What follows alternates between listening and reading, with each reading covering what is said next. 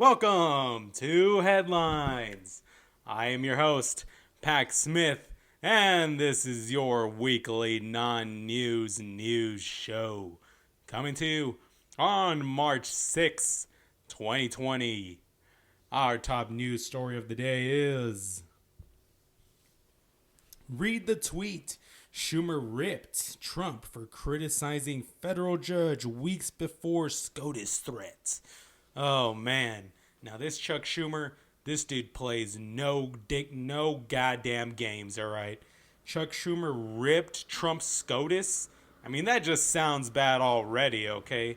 I don't want anybody going near my fucking Scotus, alright? I barely let my doctor get near my Scotus, alright? And the fact that Schumer ripped Trump's SCOTUS is listen, I thought politics had gone a little bit too far, but apparently not, because apparently we're doing this now. All right? And people, get out there, okay? Don't wait until it's too late to get your SCOTUS checked, all right? Go in for a regular checkup and go ask your doctor, "Hey, is my SCOTUS okay?" And he'll probably look at you kind of funny, but just keep on telling him, it's better to be safe than sorry out there, folks, all right?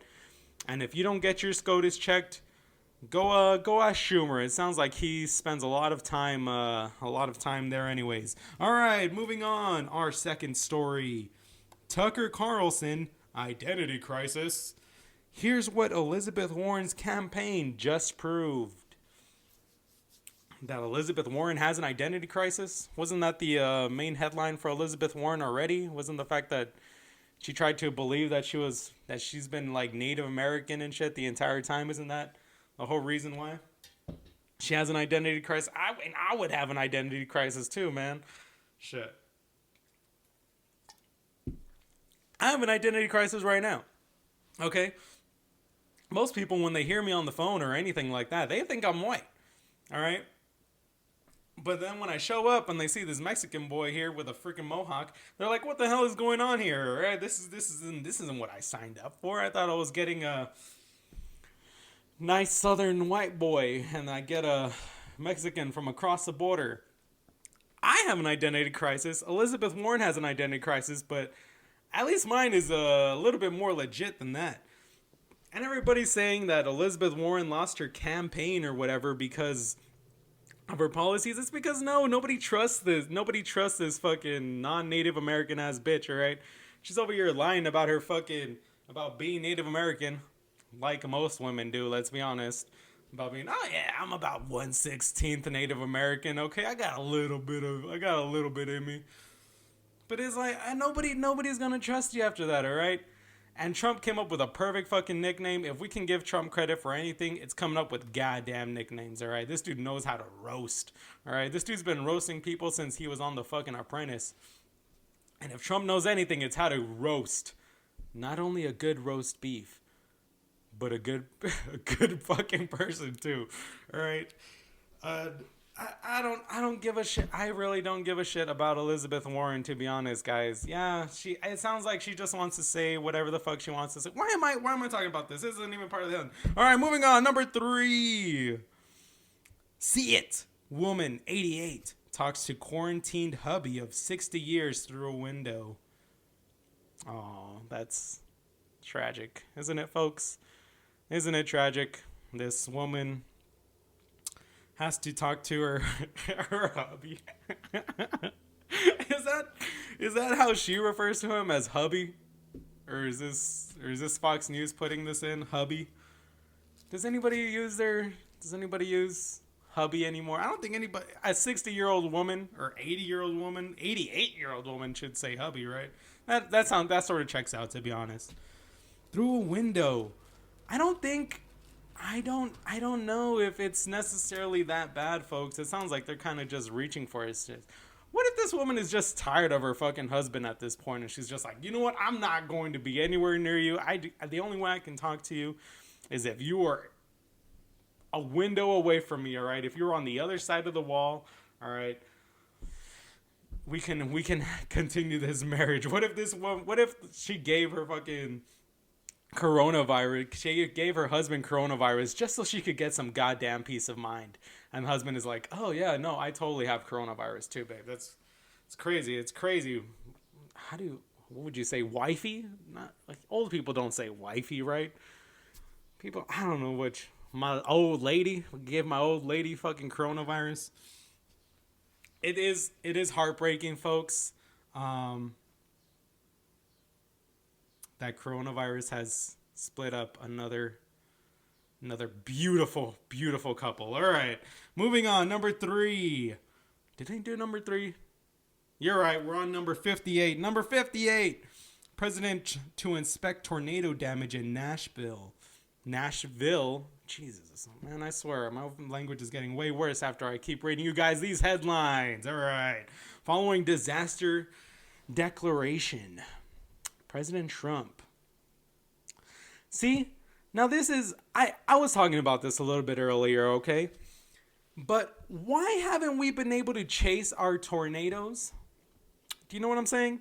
Like we have high-speed chases, right? We have high-speed chases going on our news cycles like almost every single day, okay? But I've never seen a tornado just ripping through a goddamn town, right? I've never seen that.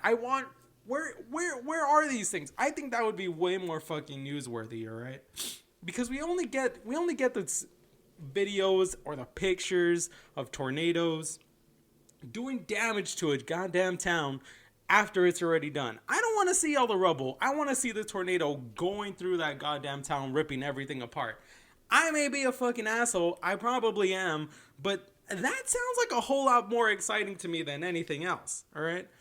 And why do these tornadoes why do they always strike at night?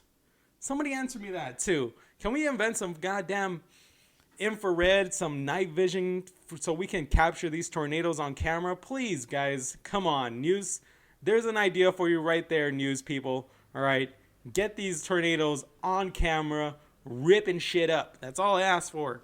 President Trump, go enjoy Nashville, all right? President Trump looks like he enjoys some bad country music, so go ahead. That's probably why he went to Nashville in the first place. Is just like, oh yeah, I'll stop by the tornado destruction, kiss a couple of abandoned dogs, and then I'll fucking go to a country concert. All right, moving on. Number 16. MSNBC host, NYT editor, stunned social media with arithmetic gone very wrong. Arithmetic gone very wrong. NYT editor. So this dude is just dumb, right? That's what this is saying. He stunned social media with an arithmetic gone very wrong. It's just saying that he's dumb, right? He's just came up with a problem that was stupid. And people were just like, "Oh, the answer's 4, dude." He's like, "No, you're not thinking hard enough." It's like, "You're not thinking hard enough. You came up with a stupid ass problem." But I couldn't really blame you either. All right, I'm not even too sure what arithmetic is, folks. All right, I'm not even sure what it is, dudes, because if somebody came up to me and said, "Hey, let me do an arithmetic for you," I'd be like, "Nah, you know what? I'm not really into like this whole like love by numbers sort of thing." Like, I thought arithmetic was finding love through numbers. Like, you do numbers like a certain way, you do a math problem a certain way, and that's supposed to find your soulmate. All right, that's what I thought arithmetic was. Arithmetic. I don't know. I am definitely the fucking dumb one here. That's why I'm only reading you guys these headlines. All right, moving on. Number 566. Media fall in line with Schumer on Supreme Court comments. Fall in line. I mean, yeah, Schumer's already out here ripping people's Scotuses apart. So if I was a member of the media, I would definitely want to get in line too. Okay, I wouldn't. Okay, by get in line, I mean not bring up any of the problems so that way he wouldn't rip my Scotus apart. All right. But falling in line to, you know what? Some of these fucking members of the media need to get their fucking Scotuses ripped. All right. That's all I'm saying. Okay, Schumer, you're about 700 years old. Nancy Pelosi, you're about 800 and something years old. Does anybody else have a problem with these dudes not having term limits? Okay, I don't think. Listen, if we have people that have been here since like the civil rights era, if people have been in office while people were trying to get voting rights, I think they're too old, guys. Okay? Have you seen some members of Congress, of the Supreme Court? Oh my gosh, there are people there that look 1,000 years old. If you were old enough to remember slaves, I don't think you should be in our government anymore. Going out on a ledge here, just going to say that, okay? These motherfuckers need term limits. All right, moving on. National Guard delivers coronavirus test kits to stranded cruise passengers. Good job, National Guard, huh? Man, I would want to see what they look like going into their full-on hazmat suits and everything, right? But hey, who's with me on Okay, look, all right. If there's one thing that comes out of this coronavirus, it's cheap cruise tickets, okay? I am going on a goddamn cruise next week, all right? I am looking up these goddamn prices next week. Nobody do this, okay? It's just me, all right? I'm going on a goddamn cruise next week for about $50. All right, I'm getting a high-end cruise for about $5, maybe $55, you know? All expenses paid, 3-day vacation, all right? And you're telling me the only thing I got to risk is a little bit of coronavirus? Shit, I'm already risking coronavirus. Coronavirus just hit Vegas, all right? I'm already risking it. I might as well be on a goddamn vacation while I'm doing it, all right? That's all I'm saying, okay? And you know what? I might play it up a little bit. I'll be honest. I might do a little just so I can be out there for about another, once the champagne starts to run down, then I'll be like, "Oh no, I'm feeling better, guys. I'm good. I'm good." Be like, "What? I thought we've been stranded on this cruise ship for about a month, and now you're feeling better." It's like, "Oh yeah, bro. You know what? It turned out it was a champagne, bro. I was just, I don't know what happened, man. I think the champagne just killed all the bacteria in my body, and that I'm good. I'm good. But hey, if y'all are willing, I'm trying to get Corona while drinking Corona. All right, that's all I'm saying. All right, moving on. Number 666. John Rich describes unbelievable tornado destruction in Nashville and how people can help. I don't know how I'm going to help John Rich, all right? I barely know how a tornado works, all right? A tornado to me is just something that I see in the movies. Apparently, I saw Twister one time. I thought tornadoes were the shit. I was rooting for the tornadoes in that fucking movie. All right, I'm sorry, but Dorothy ain't got shit on no goddamn tornadoes, all right? Especially when those two tornadoes, got together and made one giant water tornado. Come on, bro. And plus, it's Nashville, and it's like, you guys got Dolly Parton, all right? What am I gonna do? All right? Get Dolly Parton, get Garth Brooks out there. Okay, they'll help you a lot more than I ever could. All right. Moving on. Let's find our last news story of the day. There's a lot of videos. Okay. This is a very weird website. It all the way at the end, it just goes into an endless list. All right, our last news story of the day. How Brad Pitt and Jennifer Aniston's relationship developed since 2005 divorce.